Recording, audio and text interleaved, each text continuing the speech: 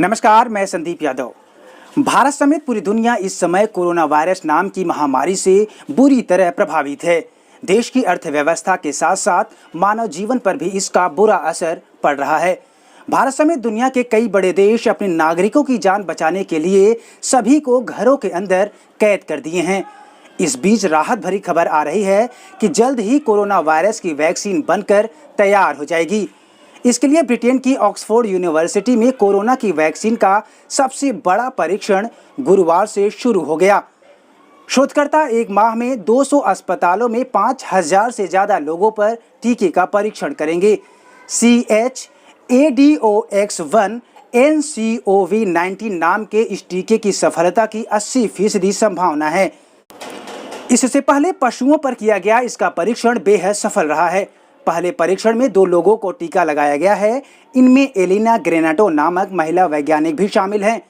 अगर यह परीक्षण सफल रहता है तो करीब 2 लाख लोगों की जान लेने वाले वायरस के खात्मे का रामबाण इलाज दुनिया को मिल सकेगा और दोबारा यह महामारी सिर नहीं उठा सकेगी। ऑक्सफोर्ड के शोधकर्ताओं ने चिंपैंजी में मिले ऐसे वायरस के जरिए तैयार टीके के पहले चरण में गुरुवार को 18 से 55 साल के 510 वॉलंटियर को खुराक दी।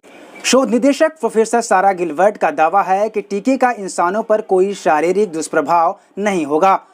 जून में प्रारंभिक नतीजों के बाद सितंबर तक टीके की करीब 10 लाख खुराक तैयार की जाएंगी, जिससे मंजूरी मिलने के बाद तेजी से इसे बांटा जा सके। यूनिवर्सिटी का दावा है कि टीका 6 माह में तैयार हो सकता है, क्योंकि यह कोरोना के सार्स जैसे पहले वायरस से काफी मेल खाता है।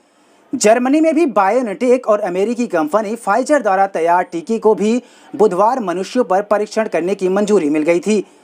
जर्मन कंपनी परीक्षण के पहले चरण में 18 से 55 साल के 200 वॉलंटियर को खुराक देगी।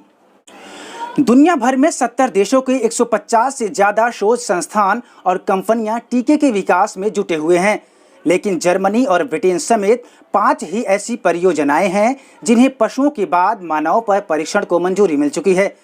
जुलाई अगस्त तक अमेरिका में भी यह परीक्षण शुरू हो जाएगा। हालांकि इस मामले पर WHO ने दुनिया को जल्दबाजी करने पर सचेत रहने को भी कहा है। WHO का कहना है कि किसी बीमारी का टीका तैयार होने में कम से कम 1 से 1.5 साल का वक्त लगता है। प्रयोगशाला और पशुओं के बाद 3 स्तर पर मनुष्यों पर भी टीके का परीक्षण होता है। इसके बाद उस देश की दवा नियामक एजेंसी को भी मंजूरी दी जाती है। विशेषज्ञों का कहना है कि दुष्प्रभावों पर ध्यान दिए बिना जल्दबाजी में तैयार दवा या टीका ज्यादा घातक हो सकता है, जैसा कि इबोला के टीके के मामले में हुआ था। अफ्रीकी देश घाना में बिना मंजूरी की लाखों लोगों को टीके की खुराक दी गई थी और उन लोगों में तमाम तरह के साइड इफेक्ट देखे गए। अगर बात करें भारत की, तो भारत में 16 कंपनियां टीका बनाने की होड़ में हैं। इनमें से 3 कैडिला, भारत बायोकॉन और सीरम इंस्टीट्यूट ऑफ वैक्सीन के विकास के लिए सरकारी अनुदान को मंजूरी भी मिल चुकी है। नेशनल इंस्टीट्यूट ऑफ इम्यूनोलॉजी के 2 प्रस्तावों पर पहले ही काम आगे बढ़ चुका है। मानव पर टीके के नमूनों का परीक्षण मई में शुरू हो सकता है। आपको हमारी ये स्टोरी कैसी लगी, हमें कमेंट करके जरूर बताइए।